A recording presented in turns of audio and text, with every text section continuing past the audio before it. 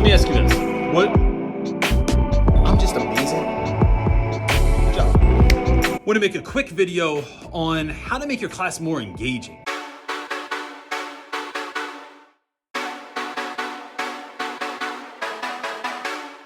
Right? So like, what do you do if a lesson kind of feels like it sucks or you've done the same thing for a long time? And I think sometimes it's these little shifts that we make, and it's not the big overall like unit change or curriculum change or whatever. It's these tiny little changes that we make in our lessons that make it more engaging for the students, more interesting for us, and just shakes things up a little bit. So I thought I'd show you how I did that in a lesson recently.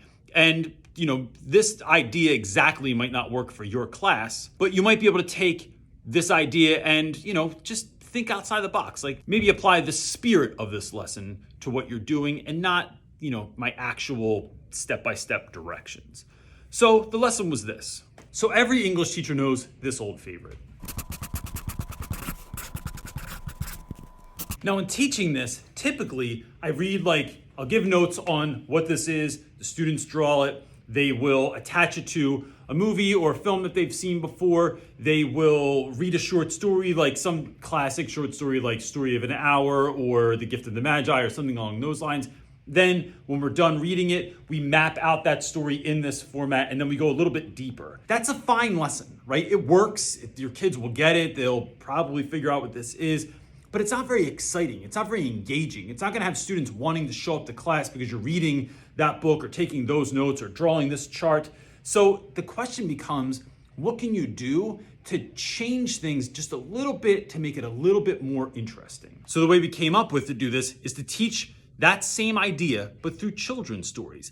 That way the kids get a lot more stories than just reading one longer story. You can get several little books in. It's still that same basic premise of the exposition, rising action, and so on. There's less threat to it because some of those older stories, some of the language and the vocabulary that they use are more difficult for your lower level readers. And it makes kids feel like they're getting away with something. So they're not really getting away with anything. But if you read some stories, it feels like you are kind of getting away with something. And the added bonus of reading children's stories to big kids is really funny. They really love it. We had students sitting all over the floor when we started reading them. We had kids wanting to try and read stories themselves. We put music behind some of the stories, and that was a really great, engaging piece. But there was one story that stuck out in particular that I want to talk about. The story that we read in class was just called The Dark by Lemony Snicket's. The premise of this book is that this little boy who's afraid of the dark goes through this series of events to kind of befriend the dark. So I know this book because it's one of the books I brought in from back when my kids were reading these books. So I knew what happened, but I had this idea that what if we did this in the dark instead of just reading it in class? So at first I dropped the shades in the classroom, I turned off all the lights in the classroom, but I realized that that wasn't enough, that I wanted to do something more to make this more interesting. So instead, here's what we did. First, I let the students know what we were going to do in a sense. I said, we're gonna read this, but we're not gonna do it in the classroom. We're gonna go somewhere better that's gonna fit the book better. Then I asked everyone to leave their stuff in the classroom, to come up to the front of the room where they would all grab one of these candles. And they're these little dollar store candles that I got. If you flip the switch on the bottom, it lights up. So you're not it's not dangerous like using a real candle, because kids and fire, it's a tragedy waiting to happen. So with one of these in hand, everyone lines up in the hallway. We then walked these students downstairs through the hallway, which already builds engagement of every other kid that's in the hallway. Some of those kids we'll have later in the day. Some of those kids don't have my class anymore and just wondering what are Reynolds and Miss C doing today? As we walk through the lunchroom, there's always a ton of kids in there kind of wondering what we're doing. They just see this line of students parading through the lunchroom with tiny candles in their hands, wondering what's going on. We have this kind of creepy, scary basement under the school. It's an old school in Philadelphia, but this could really be done anywhere where there's really limited sunlight. We go down there and it's surrounded by these giant stone walls with all the lights out. The guys gather around this table that we put together ahead of time, which is really just a piece of plywood on some sawhorses. And everyone goes around the table in a circle, they take their candle and they put it on the table in this circular pattern, and they are just still. I then tell them that we're gonna read this story called The Dark. But what I need from them so that this works is for everyone to be still, for everyone to listen, and for no one to mess around. And for most of the classes, they did a really good job of that. Like, they got that this was something special. They got that we were doing something and felt like we were kind of getting away with doing something that was fun instead of doing just like regular classwork. So at that point, I have one student turn on a phone and the flashlight from the phone, and they hold it up so that I can actually see the book, and I read the book to the students. The Dark lived in the same house as Laszlo, in a place with creaky roof, smooth cold windows, and several sets of stairs.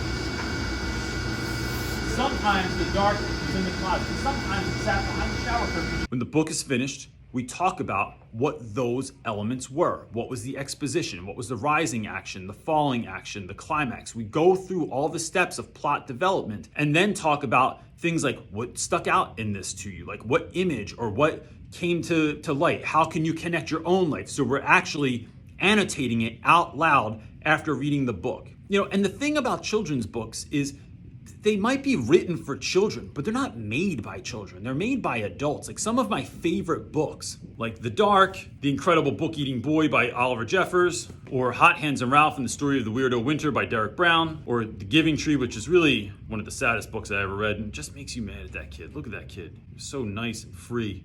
He just makes you angry by the end of the book. They all have much deeper messages to them than meets the eye. It's not just about a kid and a tree giving him stuff, but like, what happens when we give all of ourselves to someone with no thanks? Can we be happy with that? And things like in The Dark, we learn that the kid is afraid of what's behind the shower curtain. And everybody knows out there that when you were a little kid, before you peed, you checked behind the shower curtain, make sure there wasn't an axe murderer in there. And that's something that everybody can relate to. When we're finished doing that, the students paraded back upstairs, everyone in the hallway still wondering what we're doing, and then we came back into class and got started on our own children's books.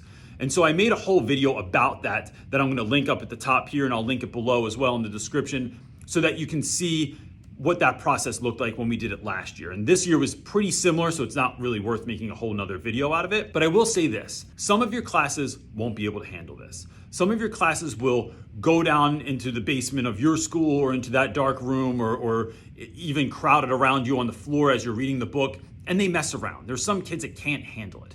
And for those students, I literally stopped what I was doing and said, I need you to notice something. I need you to think about how many classes you simply sat in rows in today. How many classes the teacher lectured at you for the last 40 minutes. How many classes required no movement from you, no insight, did nothing even remotely different today. And this isn't to sort of pit me against other teachers and make me sound like I'm better. I have zero interest in that. I haven't been cool since 1995, and I have zero interest in being cool now. But what I want kids to notice is that sometimes when teachers are stretching themselves, when they're going and thinking outside of the box and actually going with an idea, maybe you should honor that instead of damning it so that you can have fun in the moment. And in doing that, there was actually a kid to my left who was like, yeah, guys, this is like the coolest thing we did all year. Can you all chill? And that was great because he kind of set the standard. What you want your students to know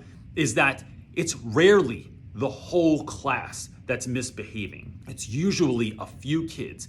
And if the majority can get the minority under control, then we win.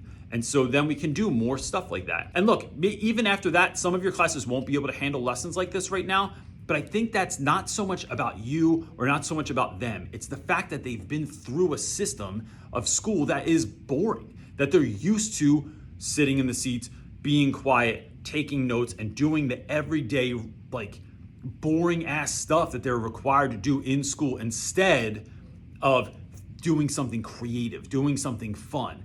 And look, this lesson is basically the same thing I was doing before, but it just had this little shift to it that wasn't that expensive, cost me a couple dollars at the dollar store for candles. I brought in some books that you could easily get from your library and a creepy dark basement. And luckily no one got tetanus. Like I said, maybe this doesn't work exactly for your class, but can the spirit of something like this work to make your class a little bit more fun. Gang, before you go, I want to really ask that if this video has helped you, or if any of my other videos have ever helped you, please send them to someone. Think about sharing them with someone that could use them. What we're trying to do here is create a community of educators that are doing things like this so that we can share in each other's experiences and see what other people are doing as well. If you've done a lesson like this, or if you have a tweak, or if you have a question, please leave it in the comment section below. I'd love to read about it. And that's it, everybody. Teach your class off. Peace.